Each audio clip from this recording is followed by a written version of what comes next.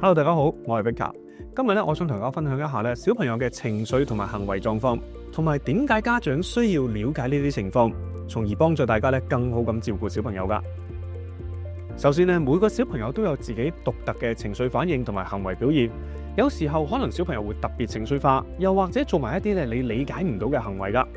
作為家長，如果我哋能夠了解到小朋友行為同埋情緒背後嘅點樣形成，我哋就能夠更有效咁處理到佢哋嘅需要啦。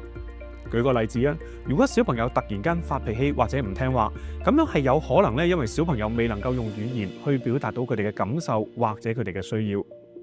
當我哋理解到小朋友背後嘅情緒，我哋就能夠用更加合適嘅方式去回應佢哋，讓小朋友覺得被接納同埋理解啦。同樣地，喺行為上，唔同年齡階段嘅小朋友都會有唔同嘅行為表現。有時候咧，小朋友好似會做啲咧看似無理嘅行為，但係其實呢個都係佢哋一個學習嘅過程嚟嘅。了解到呢啲行為背後發生嘅原因，家長唔需要太擔心之餘，仲可以提供適當嘅指導，幫助佢哋學習。